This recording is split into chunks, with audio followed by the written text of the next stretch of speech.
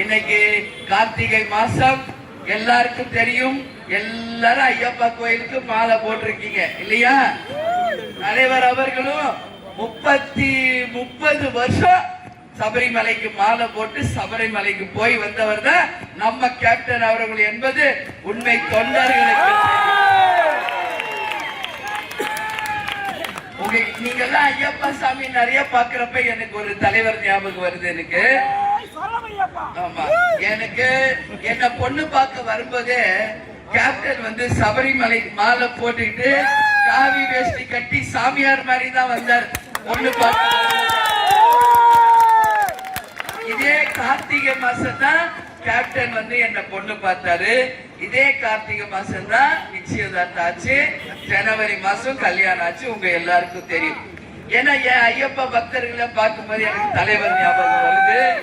ஆனா இன்னைக்கு நாம தமிழ்நாடு முழுக்க நம்ம பார்த்தோம்னா வாக்கு திருட்டுன்னு சொல்றாங்களே, கேள்விப்பட்டீங்களா? SIR அப்படின்னு கேள்விப்பட்டீங்களாமா? அது ஒண்ணு இல்ல, அவங்க வந்து இருக்கிற வாக்குகளை எடுத்துட்டு இறந்தவர்கள், ஊர் மாறினவங்க, அந்த ஸ்பெல்லிங் மிஸ்டேக்ஸ் இந்த மாதிரி எல்லாம் சொல்லி நிறைய பேருடைய வாக்குகளை இன்னைக்கு திருடக்கூடிய ஒரு நிலைமை இருப்பதாக ஒரு கருத்து கணிப்பு இருக்கு. இதுதான் அந்த SIR. உங்ககிட்ட தெளிவா இன்னைக்கு நான் சொல்றேன், புரிய வைக்கணும். இன்னும் நம்ம மக்களுக்கு எதுவும் சரியா புரியல. இந்த மாதிரி வந்து மக்களுக்கு சொல்லணும், எக்ஸ்பிளைன் பண்ணணும். அப்பதான் அது என்னன்னு புரியும் நம்ம ஜனங்களுக்கு. அதனால சொல்றேன், SIR என்னன்னா நம்மளுடைய வாக்கு சீட்டு இருக்கு இல்லையா, அத வந்து நீங்க பூத்துல போய் நீங்க எங்க ஓட்டு போடணுமோ அங்க உங்க ஓட்டு இருக்கா அப்படின்னு இப்பயே நீங்கள் உறுதி செய்து கொள்ள வேண்டும். நம்ம மட்டும் இல்ல, நம்ம குடும்பத்துல இருக்கிறவங்களுக்கும் அந்த ஓட்டு இருக்கா, நம்ம உரிமை இருக்கா என்பதை இங்க இருக்கிற ஒவ்வொருத்தருமே நேரடியா போய் வாக்குச்சாவடியில உங்க வாக்குகளை உறுதி செய்திருங்க. ஏன்னா இன்னைக்கு ஆதார் அட்டை எப்படி முக்கியமோ அது மாதிரி ஓட்டர்ஸ் ஐடியும் ரொம்ப ரொம்ப முக்கியம். ஏன்னா ஜனநாயக நாட்டுல நமக்கான ஒரே உரிமை வாக்களிப்பது மட்டும்தான். அதனால இன்னைக்கு அந்த சீட்டு இருந்தாதான் இந்த நாட்டில் நாம் ஒரு பிரஜை என்பது தெரியும். கவர்மெண்ட் கொடுக்கிற பல்வேறு சலுகைகள், திட்டங்கள், அறிவிப்புகள் அப்பதான் உங்களை வந்து சேரும். அதனாலதான் சொல்றேன், நீங்க எல்லாரும் போய் நாளைக்கு இந்த வேலையை ஆரம்பிங்க. எல்லாருடைய வாக்குகளையும் நீங்க உறுதி செய்துட்டா அதை திருடுறதுக்கு இங்க எந்த கொம்பனாலையும் முடியாது அப்படின்னு நான் உறுதியா சொல்றேன். உங்க வாக்கு நீங்க உறுதி செய்துருங்க. அப்புறம் யார் வந்து அதை திருட முடியும்? யார் வந்து உங்களை ஏமாத்த முடியும்? அப்படி உங்களை யாரும் ஏமாத்த முடியாது. அப்படியே இல்ல திருடுறாங்கன்னா மக்கள் புரட்சி இங்கு வெடிக்கும் என்பதை உறுதியாக உங்க முன்னாடி நான் சொல்றேன். நிச்சயம் அது நடக்கும். இன்னைக்கு நடந்துகிட்டு போகும் தேர்தல் தமிழ்நாட்டுக்கு முக்கியமான தேர்தல். நான் எல்லா ஊருக்கும், எல்லா தொகுதிகளுக்கும், எல்லா கிராமங்களுக்கும் நாங்க நேரடியாக சென்று மக்களை சந்திச்சுக்கிட்டு இருக்கோம். அந்த வகையில இன்றைக்கு தமிழ்நாடு முழுக்க மக்கள் நிறைய கோரிக்கைகளை வைக்கின்றதை நம்ம பார்க்கிறோம். இன்னைக்கு வேலை வாய்ப்பு இல்லை. என் தாய் குலங்கள் இன்னைக்கு வறுமையில வாழ்றாங்க. விலைவாசி உயர்வு, அது மட்டும் இல்ல, தங்கம் விலை எங்கேயோ போயிட்டு இருக்குது. அதனால இன்னைக்கு தங்கத்தை பறிப்பதும் பாலியல் வன்கொடுமைகள் செய்வதும் ஒரு பாதுகாப்பு இல்லாத ஒரு நிலைமை எல்லா இடத்துலயும் இருக்கு. டாஸ்மாக் போதை கலாச்சாரத்தால படுகொலைகள் நடக்குது. எல்லாரும் தைரியமா ரோட்ல நடந்து கூட போக முடியாத ஒரு நிலைமை இன்னைக்கு தமிழகம் முழுவதும் இருக்குன்னா இதையெல்லாம் நாம ஒண்ணு சேர்ந்துதான் மாத்தணும்னு உங்ககிட்ட நான் கேட்டுக்கிறேன். இன்னைக்கு நாட்டுல நம்ம பார்த்துட்டு இருக்கோம், மலை கொள்ளை அடிச்சாங்க, மணலை கொள்ளை அடிச்சாங்க, மரங்களை கொள்ளை அடிச்சாங்க, கனிம வளங்களை கொள்ளை அடிச்சாங்க. மக்களுக்குன்னு இருக்கிற ஒரே உரிமை வாக்குரிமை. இன்னைக்கு அதையும் திருடுறாங்கன்னா இவங்களை எல்லாம் எங்க கொண்டு போய் வைக்கிறது?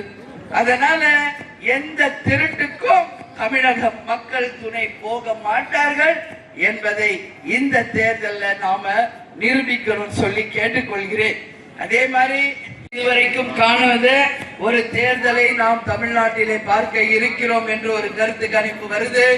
எல்லா இடத்திலும் இந்த முறை கூட்டணி மந்திரி சபை ஆட்சி தான் அமையும் என்று எல்லா கருத்து கணிப்புகளும் சொல்றேன்.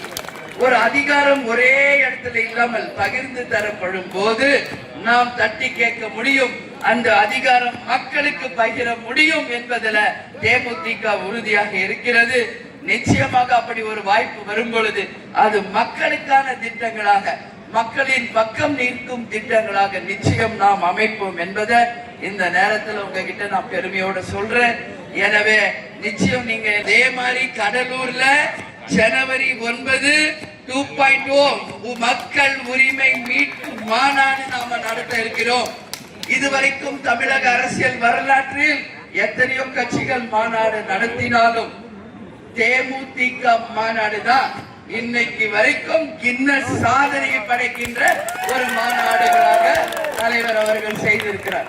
2005 கட்சி ஆரம்பிச்ச அன்னைக்கு மதுரையில் நடந்த மாநாடு இன்றளவும் இந்திய அளவிலே கின்னஸ் ரெக்கார்ட் 28 லட்சத்திற்கு மேல் அன்னைக்கு மக்கள் கூடி அந்த மாநாட்டை பிரம்மாண்ட வெற்றி மாநாடாக மாற்றினாங்க.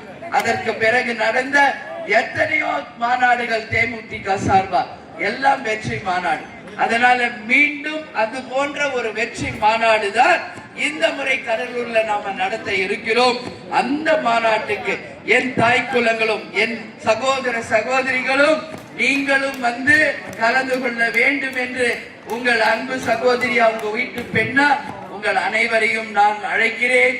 வாருங்கள் வாருங்கள் என்று அந்த வெற்றி உங்கள் மாற்றத்தை கொண்டு வருவோம். அது மக்கள் ஆட்சி மலர ஒரு சிறந்த ஆட்சியாக இருக்கணும்னு சொல்லி நான் கேட்டுக்கிறேன். ஏன்னா வாழ்க்கை ஒரு வட்டம் சுத்திக்கிட்டு தான் இருக்கும். மேல இருக்கிறவங்க கீழே வரணும், கீழே இருக்கிறவங்க மேல போய் தான் ஆகணும். அதுதான் தீர்ப்பு.